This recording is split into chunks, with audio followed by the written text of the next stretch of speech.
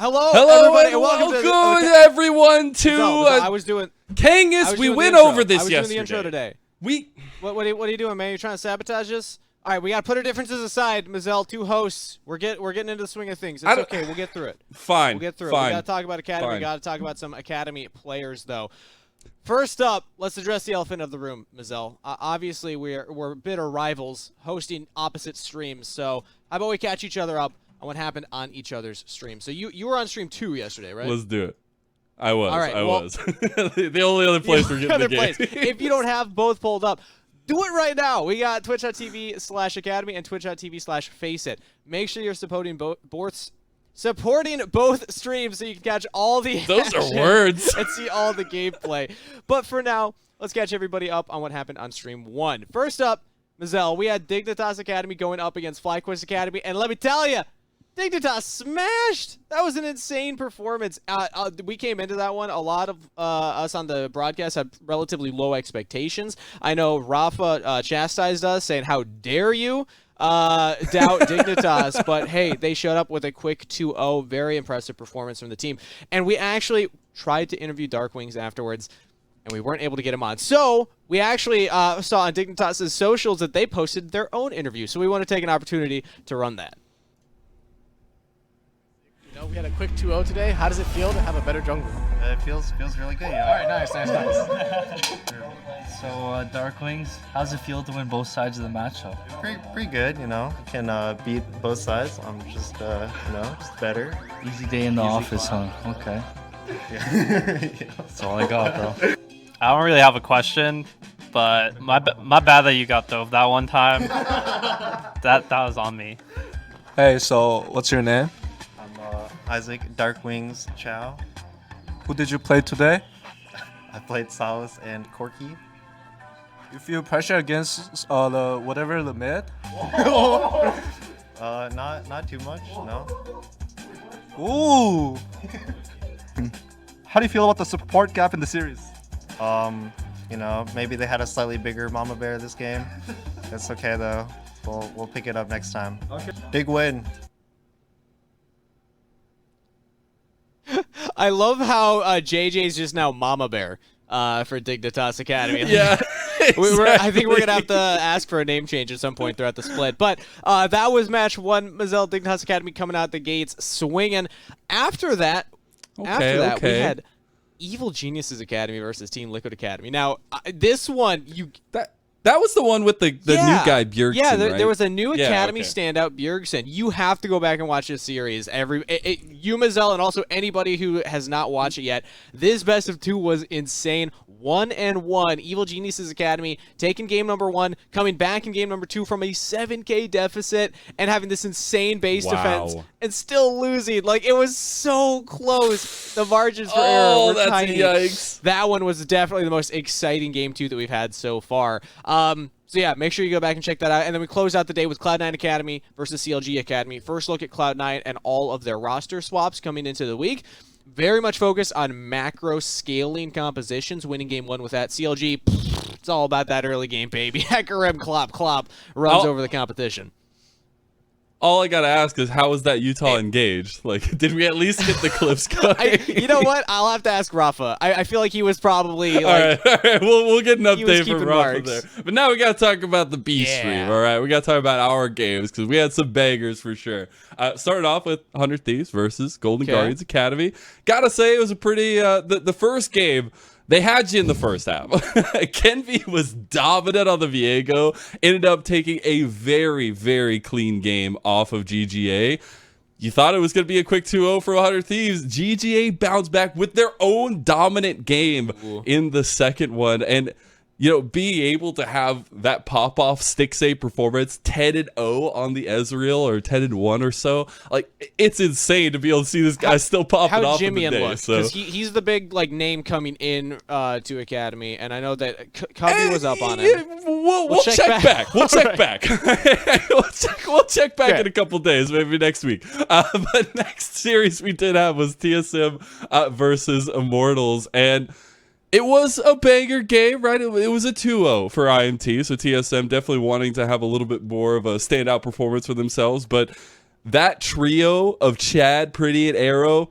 Oh, it's looking good, Kangas. And speaking of Arrow, there's a new series going on with Immortals on their Twitter, on their socials, the Immortals Progressive Twitter series. And we got to have a little bit of an interview with Arrow afterwards. Not us, but the team. And we got to hear a little bit from his side. So we're going to go ahead and play that interview. Hey guys, this is Arrow. I'm, you know all of it, right? I'm Immortals Academy AD carry. We just finished our first match against the TSM Academy. Well, win is a win. We are really happy about that, but there was a little bit slippery moment, and then I was a little bit doing a little mistake.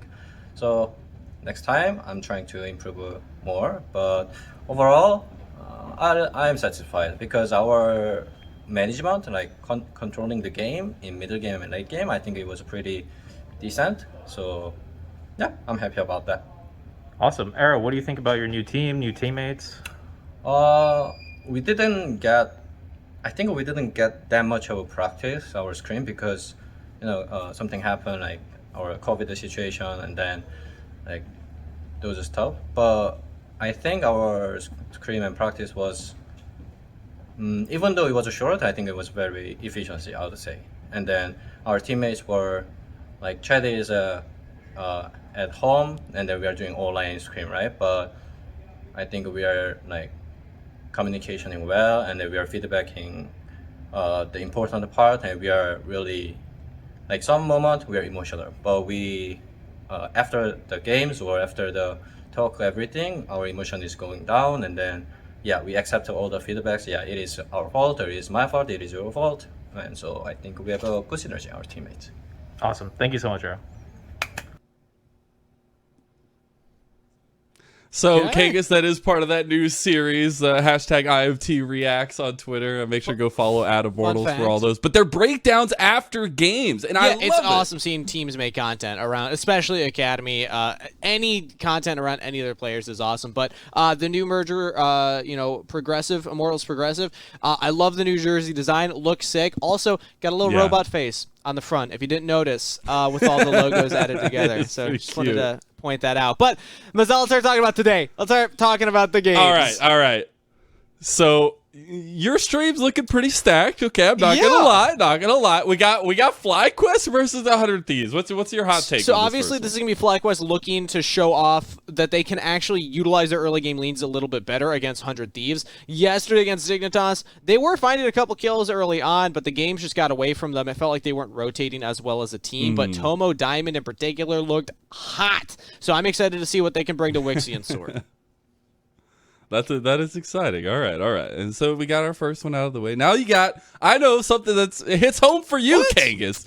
We got CLGA. no one has to know about this. Team Liquid I have a new backdrop, Academy. Mazel. You can't see the CLG jersey anymore. I still got TLA taking that one. Yeah, production's just trying to get us through this. All right, guys, come on. They're just like, stop talking about the game. And then Evil Geniuses versus Immortals to round out the day. But Mazel, on your stream, TSM versus Cloud9. What are your thoughts?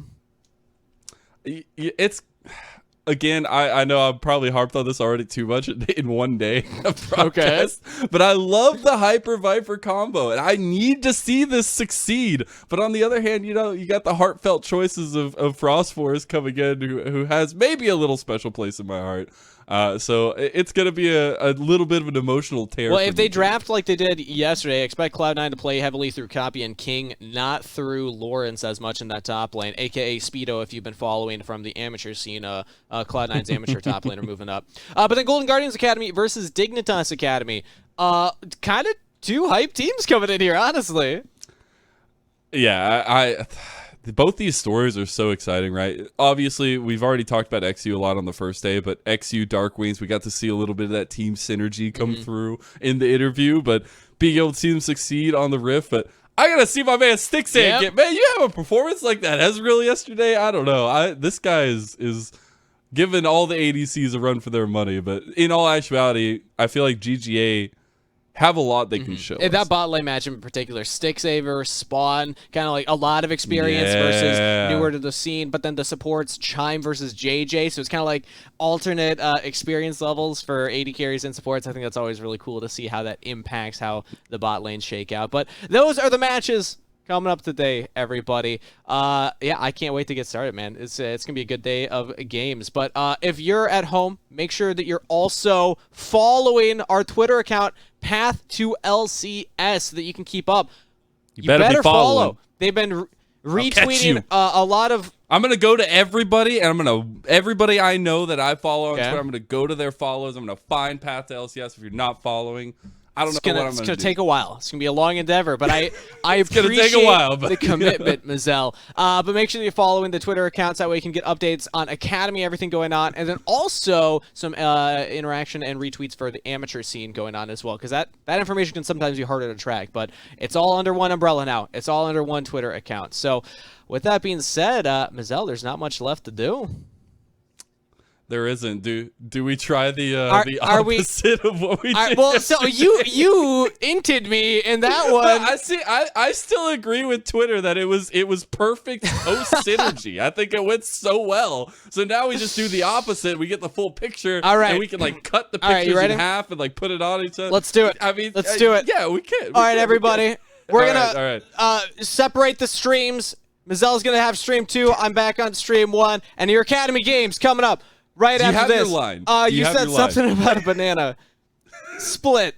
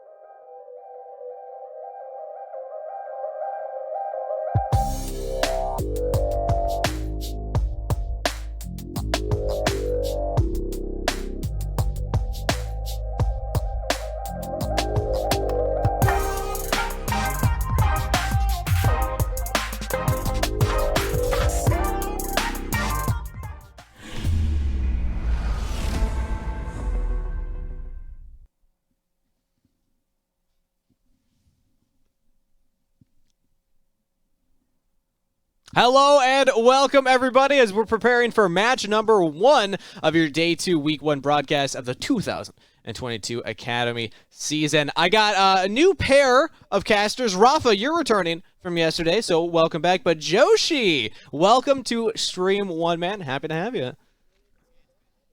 It's good to be here, man. I have to say it's nice being with the better looking host. Mazel, you heard that, right? Who's looking at you, Mazel? He'll watch the VOD. He'll watch the VOD later. Damn, how are you going to do Mazel dirty like that? That's crazy. See. It's okay. He's got a better voice. It's balanced. Wait, you're just backhanding, complimenting the both of the I was about to say Joshi knows how to butter up his host, but now I'm not so sure, man. I was going to go easy on you today. All right, we are here to talk about our first match, though. We have FlyQuest Academy going up against 100 Thieves Academy, and FlyQuest Academy did not pick up a win yesterday. So maybe in the hot seat, it's still early in the season, so low pressure, low stakes right now, but definitely looking to pick up that first win. That'd be feel great for them. And 100 Thieves going off of a 1-1 performance yesterday in a pretty tight series. So, Joshi, I know that you got to see 100 Thieves. Rafa, I know you got to see FlyQuest. So we're actually going to have the two of you intro each other into what happened and your thoughts on the initial performance. So, Rafa, let's go with FlyQuest first. Talk to me about FlyQuest Academy. You know, first impressions from yesterday and maybe some standout performers as well. Yeah, I think the best way to look at FlyQuest Academy is to also, pay respect to how Dignitas Academy played yesterday. We, as a caster, team, kind of thought FlyQuest and Dignitas were going to be at similar power levels because they're bringing in new players into their jungle and mid role, also top lane role for Dignitas respectively. And, coming off the bat, they thought, okay, more than likely, yes, we have hot talents in these, but the coordination level is probably going to be similar. But Dignitas just showed a stronger cohesion level than FlyQuest did, and but I don't think that's a bad mark against FlyQuest because that is what we expected of them. So for me, FlyQuest either performing as expected, maybe slightly underperformance because of some desperation plays because of the pressure that Dignitas were unexpectedly performing, and Dignitas an overperformance of yesterday. I think that the biggest thing that I took from that is that FlyQuest, they still have good individual members, and we saw individual performances that were very strong. But yeah, Dignitas, they just had that team aspect where they just kind of clicked together a little bit more. But I want to give a shout out to Tomo and Diamond specifically. I think that they had a really good laning phase in both of those games, and definitely were the ones that were kind of keeping FlyQuest in it at times. But now 100 Thieves Academy, their opponents. Joshi, floor is yours. What should we expect from this team based on what we saw yesterday? Yeah, so yesterday, 100 Thieves, they had a bit of a topsy-turvy day, right? It started off with both Jimin and Wixie having a bit of a rough early laning phase, and they kind of didn't get a fair shake in Game 1. The one person that I do really want to highlight, though, is Gamsu, because even though he didn't necessarily have the large impact on the games, he looked really good into Tony Top, creating really large advantages all on his own. And as a top laner myself, sometimes the biggest thing you can do is make sure that the enemy top laner also doesn't have a whole lot of an impact, and just let the rest of your team work fairly cohesively. And so Game 1, a little bit rougher, but Game 2, I mean, we saw Jimin's colleague come out, looked really exciting, and I know we're getting a lot of people in Twitch chats like, oh, another Turbo Chem Tank Akali, but hey, this guy was playing it before it was cool. And okay, he's the OG Tank Akali player. Well, doesn't that make it worse because he's the one that, then originated it, and now everyone else is copying. I don't know if that actually helped in this case there, Joshi. I'm happy you bring up Gamsu, though, because Philip from FlyQuest Academy, eyes will be on him as well today to see how he's able to perform. He played the Kennen game yesterday. That was interesting to see come out. I believe the only Kennen that we saw so far in Academy. Still having to check the VODs from the other stream. But Gamsu, historically, like you said, is that top laner that can just neutralize an opponent. So this top lane matchup in particular, I'm very excited to see. Can Phillips step up, or is Gamsu still just going to keep his trajectory of coming back to League of Legends from Overwatch and rise right back to the top? But with that said, Rafa, I want to get your thoughts on the 100 Thieves Academy roster, and also some of the members that have big names. Kenvi in particular is a name that a lot of people had hype around during the off-season. Now, coming into this season, what do you think expectations are for Kenvi personally? And then also, Joshi, I want to hear your thoughts on how he performed yesterday to see if it matches expectations. So we're going to go like expectation versus day one results. Yeah, I will say that if the best way to frame this for Kenvi is you look at not only how things ended for 100 Thieves Academy last split and last year overall, as Kenvi got his full year of Academy in. Because technically he was brought in with Tenacity towards the tail end of 2020, even though he didn't get any stage games, mostly Tenacity getting in those games.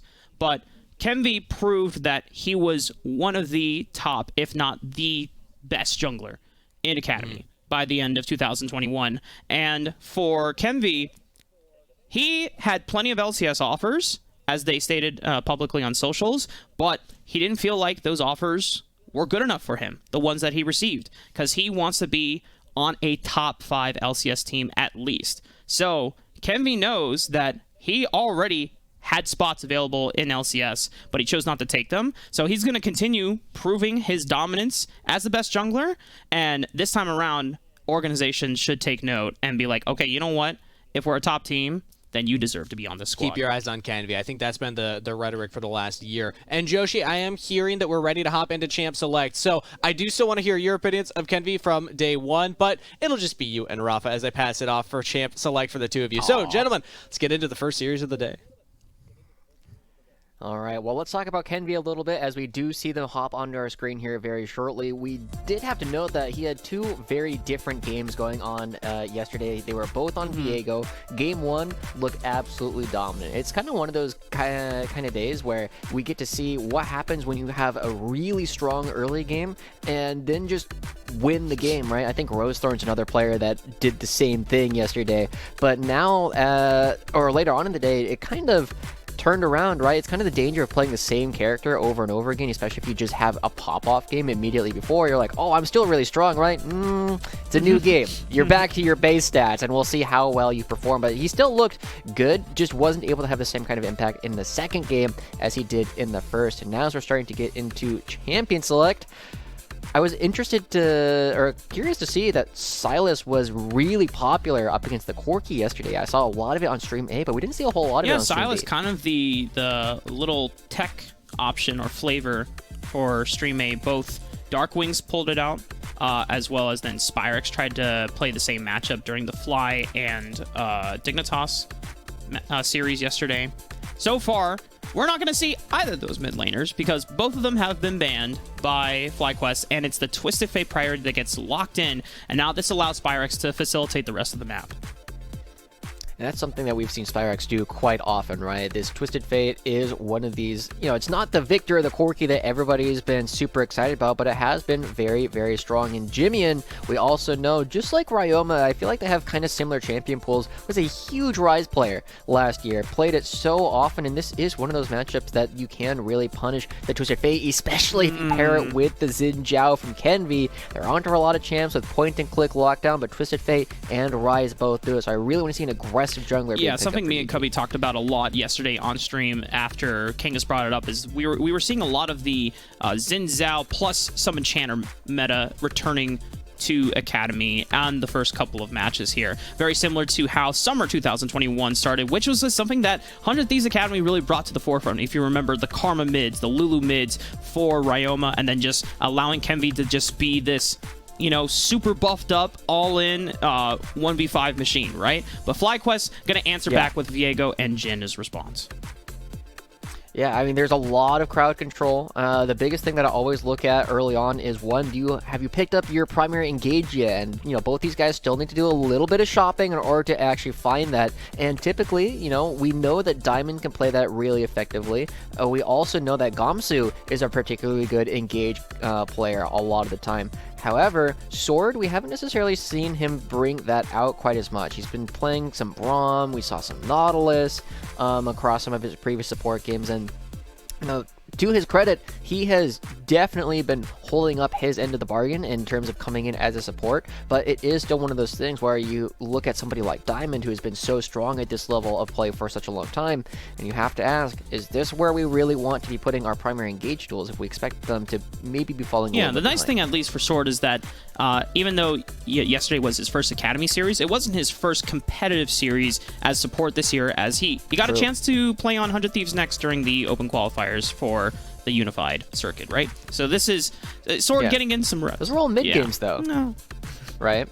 I mean, he played some Galio, and that's one of those champions that I keep expecting him to pull out in the support role.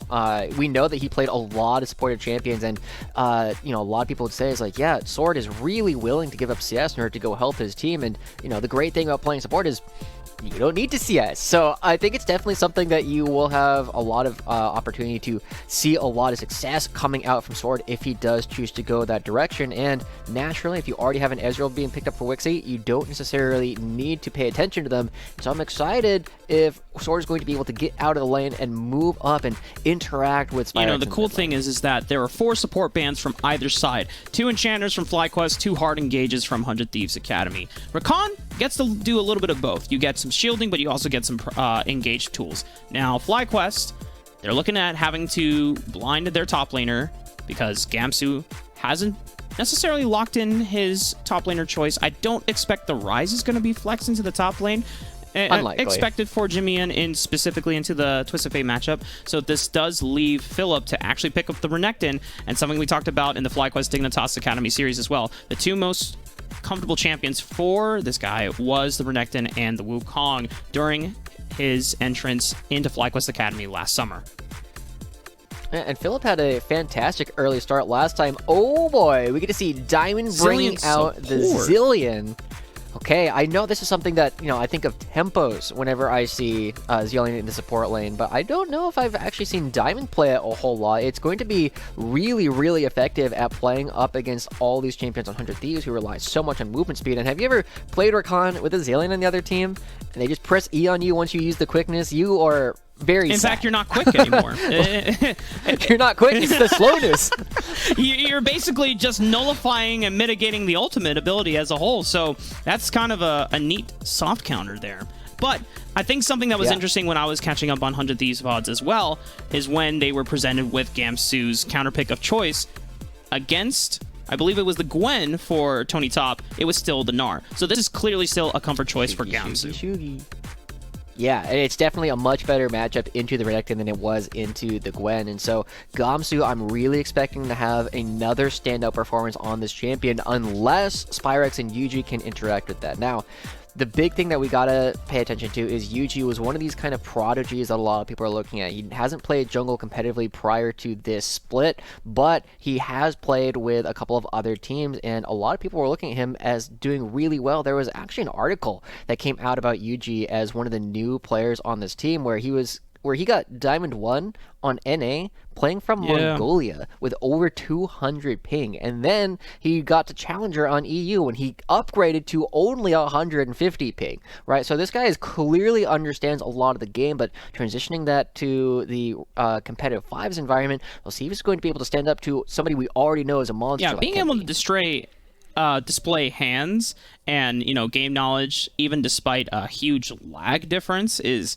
insane. There's so many people that are living in Chicago and they're still stuck in like gold, so like and they're on 15 ping, so they can't complain. It's like, well, better internet will sometimes get you. Well, you first got to be good and smart about the game, and Yuji's clearly that. But when we talked about Yuji and kind of setting him up as one of these, fresh and really exciting talents to come in against someone like XU, we thought that would be someone on his similar level, right?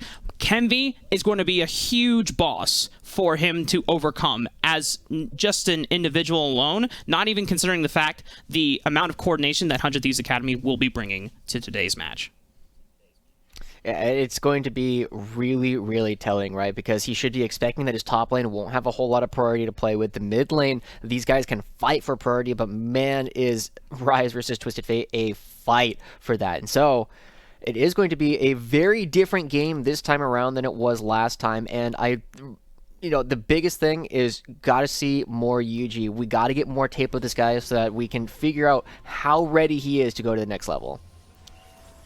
We are on the Rift, though, for Game 1 now. And for 100 Thieves Academy, we saw how this draft evolved. And normally, when you're giving over Twisted Fate blind pick, you might think, okay, alarm bells are going off. They're facilitating either a strong top side to get Renekton off the board, or they can always pivot towards the bottom side of the map, which was one of the bright spots in FlyQuest series against Dignitas Academy and Tomo and Diamond. But the way that they've answered with Rise for the Twisted Fate respectively, and Gnar into the Renekton, it's really going to come down to how Yuji and Kenvi interact with each other, which lanes they decide to prioritize and put pressure on, and that will kind of give us an indicator of how the mid game is going to turn out. Yeah, and I think we're going to definitely get a big excitement coming through. I know Cubby, he's now on the other stream, so if you want to go watch Face It TV, you get to see the other Academy games that are happening. Always judges a lot of these teams based on their mid-jungle 2v2. And we know Kenvi and Jimian going to be looking very strong, whereas Yuji and Spyrax a little bit newer. We have some tape on Spyrax, but Yuji, again, fairly new. And I'm kind of expecting that to be where this game breaks open. Jimian, again, coming from Machi Esports, where he had a long run of 3rd and 4th place finishes, which is pretty darn good for the region overall, being that consistent. But we also know he's willing to fight, and I think if you start bringing Kenvi in, this should be a 2v2 where you should just have a little bit more damage early on in the game between the Rise and the Xin Zhao than you will with Twisted Fate and the Viego. Something to bring over from last year's Academy split. Now, Kenvi and NXI, I guess, is like a great comparison for 100 Thieves' next junglers coming into the Academy season. NXI, much more of a battle warrior. Wanted to just get up into your face and go always for skirmishes. Kenvi wants to play more for map control, wants to play for guaranteed resources. And usually, 100 Thieves Academy, as a team historically from 2021, would wait. Early game would be a little bit more calm, and then the mid game, they would just explode. When you have a couple new players in Wixie and Sword coming into this lineup, I want to see if that really translates, but... Here it is, stun clicking. Bam! That's one way to start. Okay. That is one way to start. I mean, once you get that E landed on you as Twisted Fate, you have to flash away, so props to Spyrax for not even waiting to see Jimian's flash come through. He knew that if that came through, he was dead. And right now, Philip getting decent trades on the Gamsu, despite the range advantage that Gamsu has on this Gnar. But as you know, Joshi, playing many Gnar games yourself in the past, it's just one of those things where if you facilitate the Renekton against the Gnar early on, then you do get to have a massive advantage later on.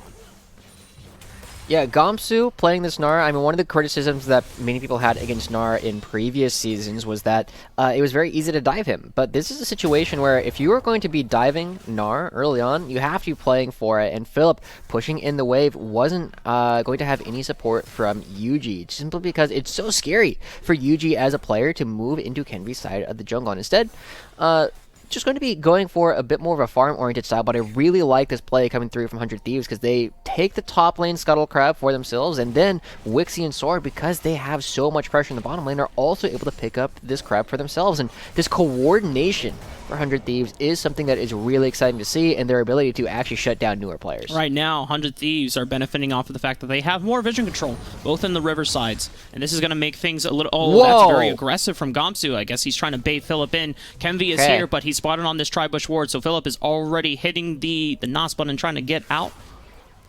Not necessarily having ghosts, of course, but, NOS meaning... Let's play back. Just zoomies. Yeah. Yeah. Wait. Now, it's one of those things where we didn't, or at least I didn't know, like, what the cooldowns were for all of Renekton's buttons, and so, I see that, and I'm just like, oh my gosh, is Gamsu insane? But no, he knows, he knows. He knows what's up. So, he's going to be just fine, able to get that back in, and the wave will end up going into a very steady spot. This is one of the interesting things about, like, the teleport changes, right, that both Gamsu and Philip are going to be using is it's a lot harder to maintain strong wave positions because you cannot teleport to the wave anymore and instantly be able to interact with it. And right now, Gamsu, he has his wave pushing out. And we saw that, again, yesterday, he was able to build really large leads up against Tony Top. And we're going to see if he's going to be able to continue to do that today, and if he's going to have a larger impact on the map than he did yesterday. Josh, tell me, what's the hop cooldown? Like 20 seconds. What's Slice and Dice cooldown? Like all 20 right, seconds. You have a 10-second window where Philip could really just get into the face of Gamsu. However, he has Mega Gnar now, so it's... Yeah, spooky. I was really hoping that we were about to just go for an all-in to the death, but, Mega Gnar is a bit more spooky than Mini Gnar. I want to take a look towards the other side of the map and kind of go back to the mid-game explosion that we are expecting from both teams, mainly from FlyQuest, because this is a team where once they hit level 6, you want to see Spyrex moving across the map, looking to make plays, because the later the game goes on, you're dealing with threats like Ezreal and Ryze becoming huge late-game monsters. And if you're FlyQuest, I imagine you don't want to get to that point. You want to get a huge lead around the next 10 minutes, and then use that to just break turrets down and then make it undeniable for 100 Thieves to be able to stop you from closing out the game. Yeah. I also want to give some props to probably Kenvy's pings coming through as they are going to swipe for this scuttle. I believe Kenvy actually stole it away, and that is first blood for 100 Thieves Academy. There you go. Very clean, very simple. Jimian had the push, able to take that down relatively quickly. And that's kind of what we were hoping to see between this 2v2. They're going mid. Spyrex is just going to go for the teleport. Nice. Quick fingers and quick reactions from the FlyQuest mid laner. I like that. He doesn't have flash. He's going to be able to get himself out anyway. But it is a very funny situation. And overall, definitely going to be going in favor of Jimian. Oh, Philip! He throws him back into the turret shot. But Renekton is still quite a powerful opponent. The Empowered Cole, the Mink. Meanwhile, we got more action onto the bottom side of the map. Diamond is burning down to a crisp. Is not going to pop the exhaust or the flash. It's just a heal from Toma to keep his support alive. Very confident in their ability to actually withstand that. But now, with the Ignite and the heal down, there's going to be a couple of opportunities to be a bit more aggressive, right? The heal is definitely really strong at at nullifying the Ignite early on. And now... we see Yuji coming down, his first opportunity to go for a proactive play. We'll see if he can land it. And it does land the root, but Wixie is Ezreal, and it is pretty hard to lock him down early on.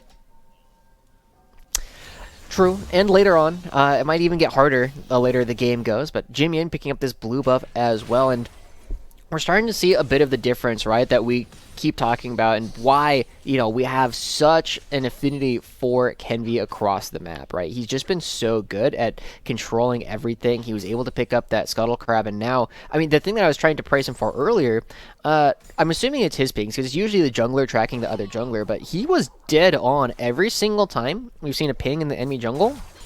It's been almost exactly on top of where Yuji is at any given point, meaning it's so hard for 100 Thieves lanes to actually go down if you just always know where the enemy jungler is. And it's not like Kenvy hasn't come from a similar place where Yuji was, right? He didn't necessarily come from another country, but he was high rated on the solo queue ladder. He was a competitive jungler, or very high rated solo queue jungler. But then he's had a full year of a competitive experience now, and that's showing as the rest of 100 Thieves. Wixie's late. Moving in for Rift Herald. It's going to reset here. Yeah. That will give Wixie enough time to actually join the fight if they choose to go for it, but Diamond is already level 6, so I would be surprised if 100 Thieves chose to fight this. It would show a lot of gumption on their part. No level 6 on Sword available, so no quickness for that engage. True Shot Barrage getting some poke down. Rift Herald is secured on a FlyQuest, but now 100 Thieves are going to try to play goalkeeper, prevent FlyQuest from securing the Rift Herald, but the Curtain Call is going to push them back, and now 100 Thieves have to be on the retreat. One more Curtain Call, not going to find its mark. It's only on to Kenvy, but he takes no damage thanks to that Crescent Guard. FlyQuest still trying to advance forward, but they might have advanced a little too far forward. Chrono Shift, and Gamsu finds a beautiful Mega Gnar ultimate, and now 100 Thieves are going to try to see if they can clean up the pieces here, but it's Yuji with the resets. Doesn't want to take that engage, though, without Audacious Charge. He's going to Heartbreaker out, and that'll be the little skirmish we had there. Yeah, it goes back and forth, and it's honestly kind of crazy to see how back and forth that little skirmish was. Both teams were looking to create different situations, but it was going to be very, very difficult for 100 Thieves to actually take that win, and it gets really close as we see our replay come up as 100 Thieves, they have to back away simply because Sword isn't quite level 6, but something that Mark, you know I talk about a lot is walking into choke points. FlyQuest directly walk everybody in. Gamsu sees his opportunity, and suddenly all the AoE that is available to 100 Thieves is able to land. Unfortunately for them, they just are playing this as a 4v5. Even with the choke point and the geography on their side, Sword wasn't able to interact because he was so low and never had his ultimate. You know, despite the level difference and lack of ultimates, 100 Thieves still able to manage a 2v2 or 2-for-2 in that trade. The gold lead pretty much dead even on, but the Rift Herald being secured by the side of FlyQuest, mainly in Diamond's pockets, does give him now a play opportunity to get more plates into the gold, or the pockets of Tomo. I also think it tells us very clearly where this Rift Herald is going, right, Mark? It doesn't take a genius to figure out that the support is almost definitely just going to use it relatively quickly so that they have access to their wards again, right? Diamond knows that, we know that, we see him going really aggressive down here in the bottom side, and I kind of enjoy watching, like, the Trinket. Oh, Tomo. A lot of damage, but, you know, he's fine. Yeah. Yeah. I was going to say, I enjoy watching the Trinket, like, go on cooldown every time you go into combat, just because it means that I know Diamond is hitting his bombs. You cast your Kirsten, Joshi. I know, but it just means that the Trinket stays purple. I do like that color. I like it too. So it's a win-win. Is a good color, right? And Akenvi is going to spot out this ward and deny some extra vision control here. Philip on the run as Gamsu. He's going to put a ward down. That's rude. Now, Philip was... You could see what was going on in Philip's mind. He has Dominus available, right? And Gamsu was not near Meganar yet. He wanted to see if Gamsu would face check the bush, and then he could get a full melee combo without having to use Slice and Dice to close the distance, right? But the Gamsu's just like, boop, I see you. Nah. I see you. Okay, so it does mean that Philip, he's not actually going to get all the way back to full HP with his teleport, but it doesn't really matter since Gamsu is going to be backing away, and the first dragon of the game, going to be going over to FlyQuest simply due to the fact that they have a little bit more control. And again, man, Yuji, you gotta secure those. I mean, he doesn't have Smite, Kenvi does, but it's just so sad to see that happen once again. And Gamsu, I think he expects Spyrax to come up here, because, yeah, Jimmy is chasing the TF around. Yeah, that's the communications working well, though, for 100 Thieves Academy. As soon as Spyrax leaves the lane, Jimmy's like, wait, back up. Back up. I got him. I'm screening him. I got my eyes on him. Got to be a bit more sneaky beaky about it, Spyrax, but it is going to mean that Gamsu will recover most of that CS, and he is back to even once again, and it definitely feels like Philip, he's got a couple champions that he performs exceedingly well on, and I feel like the Renekton is one of them that you can always count on Philip having a pretty decent game. Doesn't have the same number of kills as he started off the day yesterday, but still going to be looking pretty good in something that we know Gamsu also plays a lot of himself. So in a comfort versus comfort matchup, Philip is currently doing pretty good. The Rift Herald finally comes out, as it was 1 minute before the plates went down.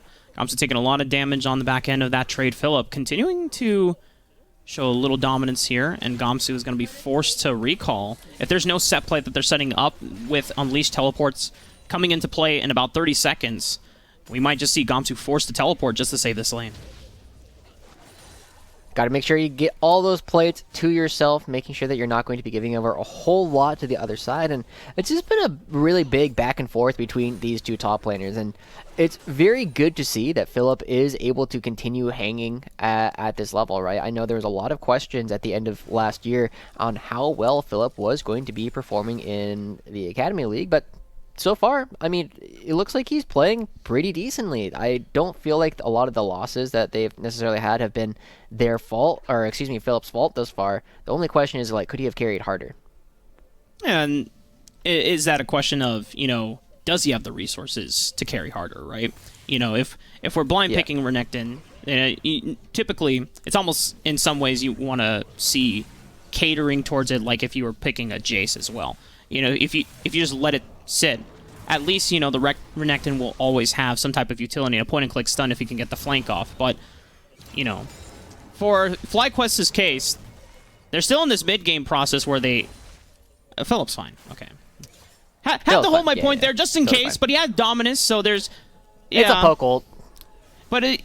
I know it, you know but it. Philip will always have those flank angles and be able to at least flash stun someone the later the game goes. And to pair it with the gold card stun, you can always try to burst one person on the side of 100 Thieves Academy.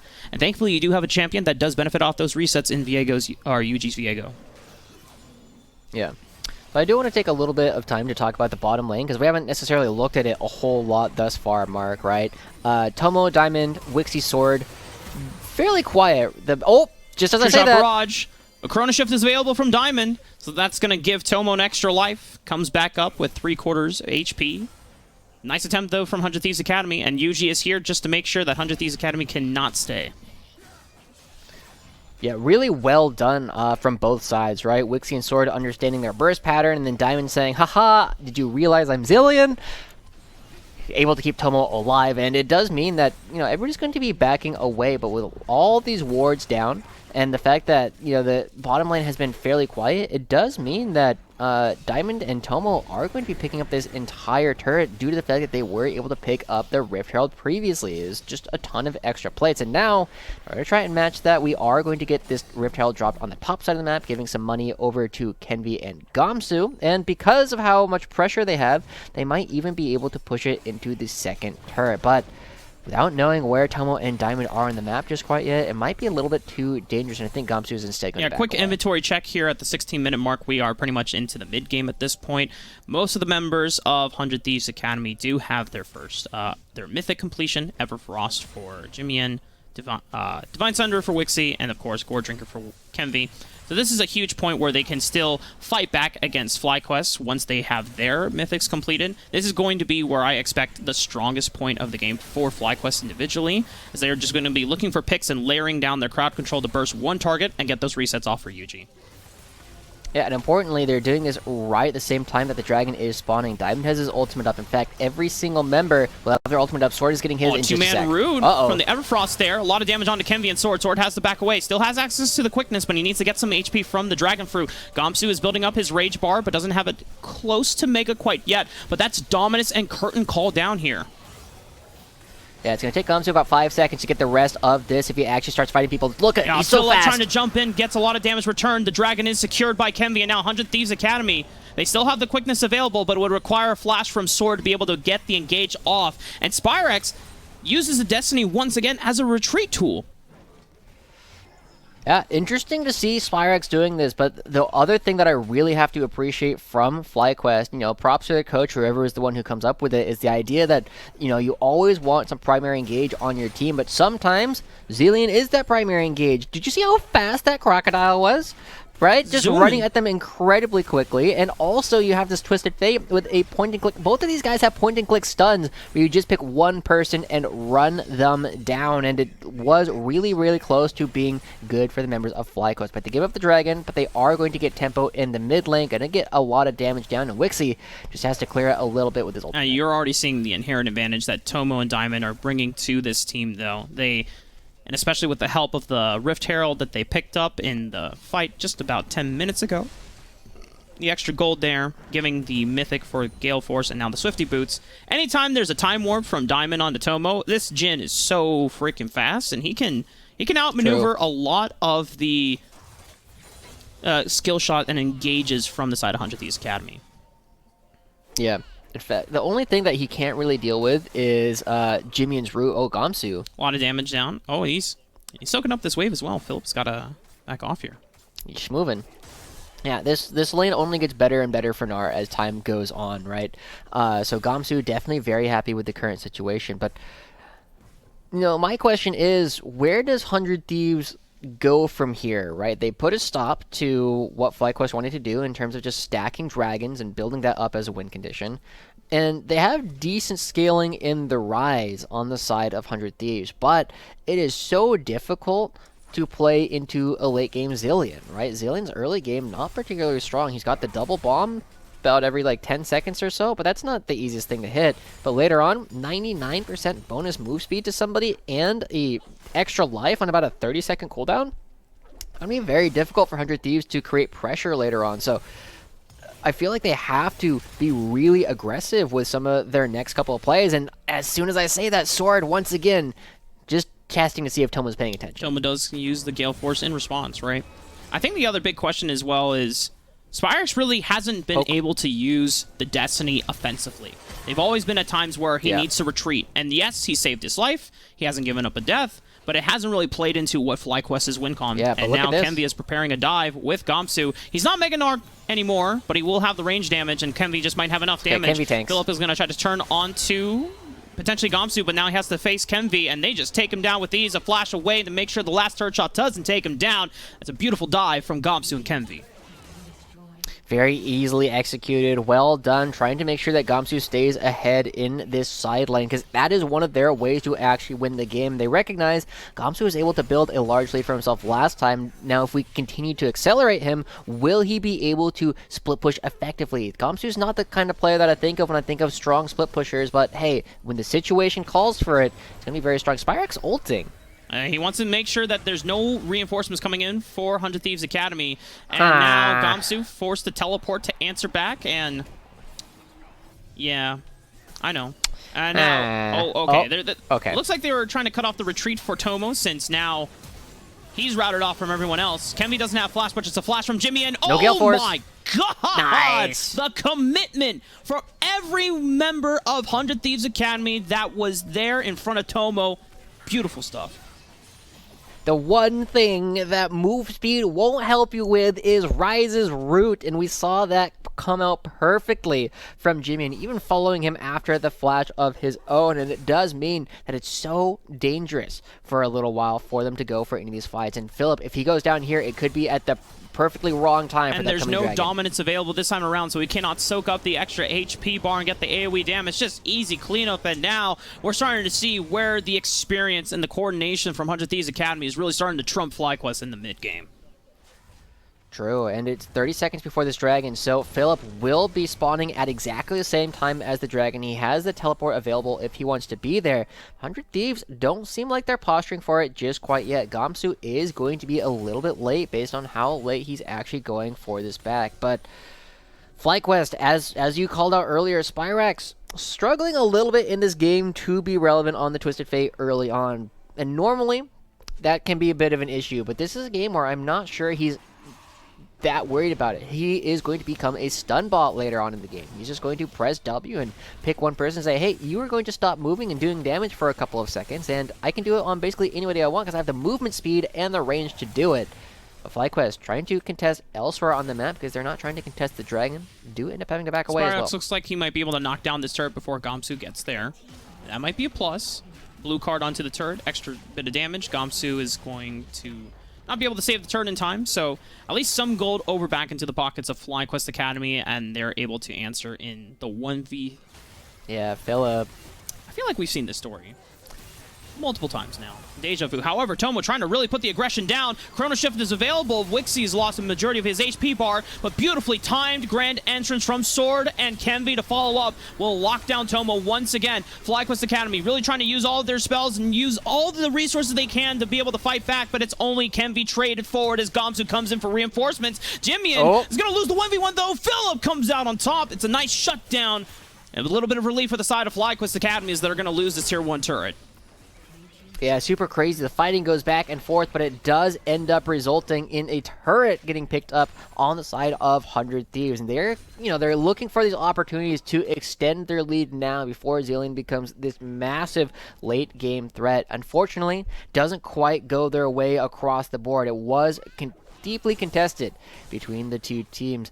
And I really have to kind of ask, what is going on in the mind of Tomo and Diamond when they're trying to make all these plays right now, right? It feels to me like FlyQuest haven't necessarily agreed on what their win conditions are. It seems like they want to play later on in the game, and it becomes very easy for Tomo to actually have enough damage and to create some space. These fights right now aren't obviously in their favor. You can maybe see that if, FlyQuest know that this mid game was supposed to be their huge spike, but they haven't really used the global resources that they have available to make it a reality. And I wonder if there's a sense of desperation from some of the members of FlyQuest Academy. It's like, guys, we are losing the pace here, we're losing the tempo, and this not being on the same page. Now, definitely can hurt a roster, but it's, to kind of remind the audience here, this is what, honestly, we expected from this FlyQuest Academy roster. It's still very young. Spyrex potentially looking for a Destiny port onto Jimmy, but he's not going to have an... Oh, he's scared they were doing Baron. That's what that was. Well, now. Okay, if Jimmy doesn't know that this is going on, this is going to work. Finally, we get to see a nice pick now. Oh, wait. Okay, oh, okay. No, They had already applied CC after the Realm Warp was cast, so Jimmy has no way out. The other 100 Thieves Academy members are too far away to be able to save the mid laner from falling if FlyQuest do find, once again, more relief to kind of stifle the economic deficit they are experiencing at 25 minutes. Very funny situation coming through, but now Sword looking for combat. Are they going to force the Chrono Shift on the Diamond? Yes, they will, but teleports are coming in. Both of the solo laners from FlyQuest Academy. Sword gets bursted. Remember, he's Rakan. He's still very squishy at this point of the game, and Kenvi cannot solo tank all of this damage by himself. He flashes away. Maybe even the movement speed from Spyrex will finally lock him down, and there could be an opportunity to take the Baron if you are FlyQuest. Yeah, FlyQuest, they are now starting to use all the tools available to them. There was not enough damage on 100 Thieves, and it should mean that FlyQuest, it's very difficult to try and contest this, but Gamsu's going to try. Both Wixie and Gamsu have some tools, and Gamsu already has a bar. He's built it up after splitting on the side lane.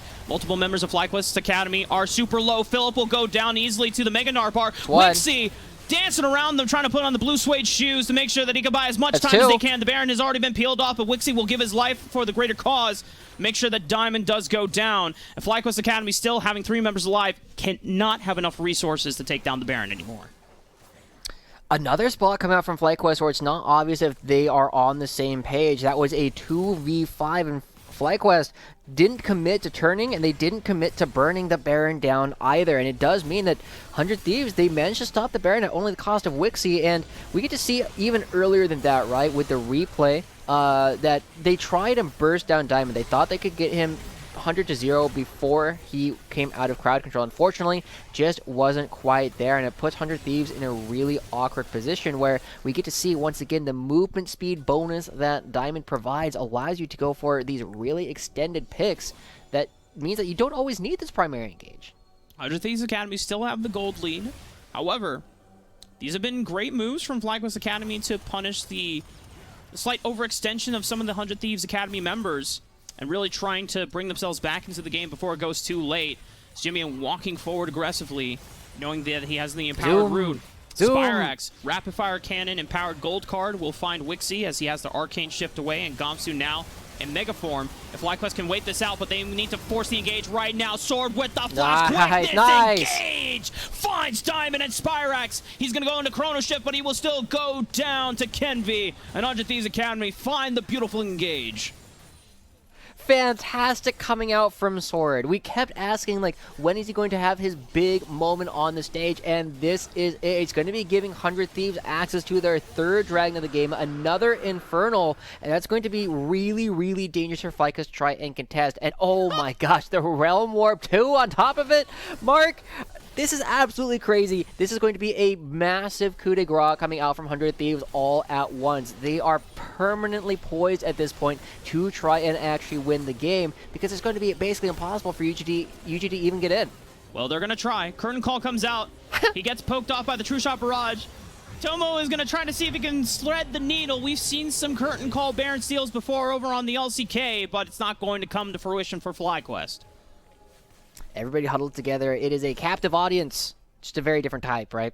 Not using the W, just standing in front, just saying, nope, you can't get anywhere close. But man, this game suddenly just blow wide on open for 100 Thieves. And the biggest thing is now I'm starting to look towards some of the more veteran members. In particular, I'm kind of looking towards Jimmy and Gamsu. You know, even though they're new to this team, they are going to be the ones who have been playing the longest at this level of play, and they're going to be saying, hey, okay, now we need to either speed it up or slow it down. We can calmly go for all these plays, or we need to really push the tempo, because when you see the objective bounties come up, you know it's like, oh, we're that far ahead. 7,000 does mean exactly that.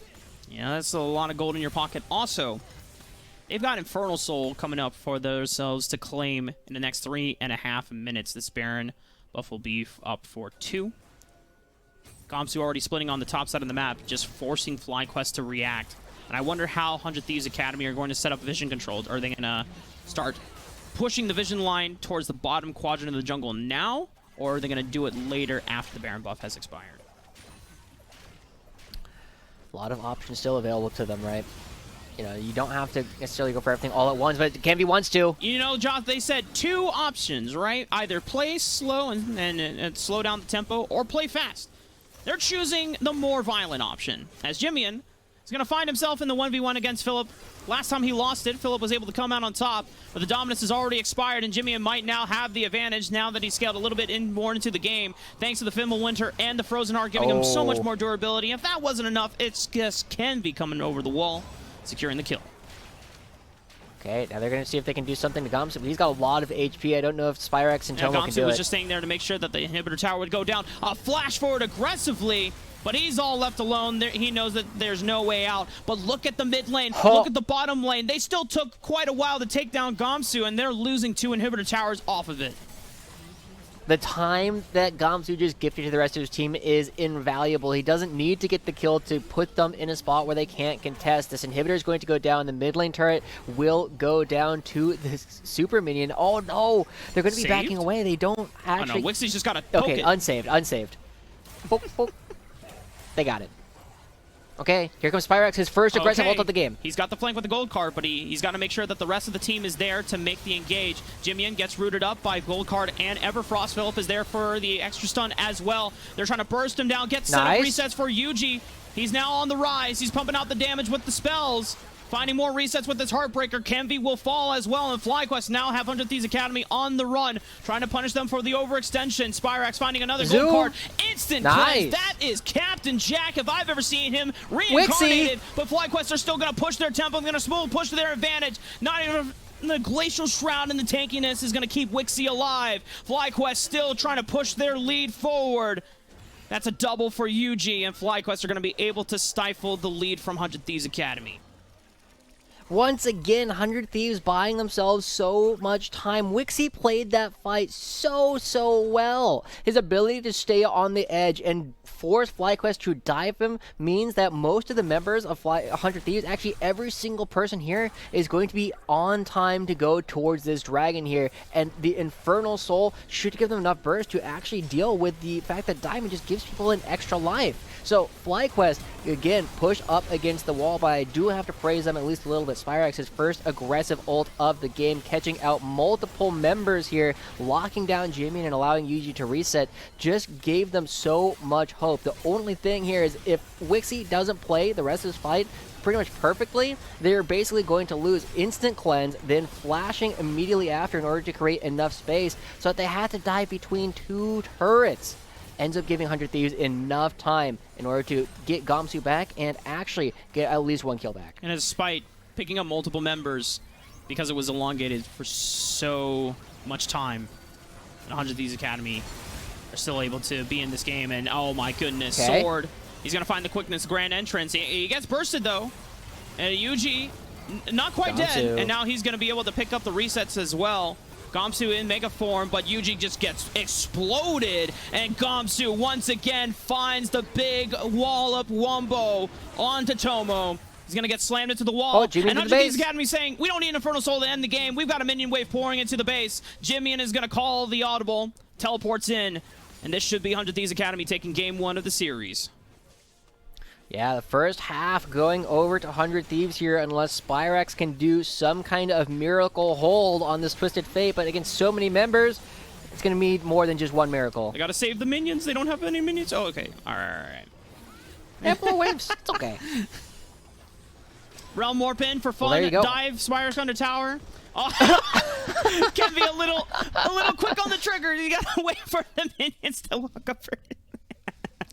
But well played from 100 Thieves Academy. Screw your fantasy I will points. say, immediate thoughts. FlyQuest Academy, you know, we expected this to be a very difficult matchup for them.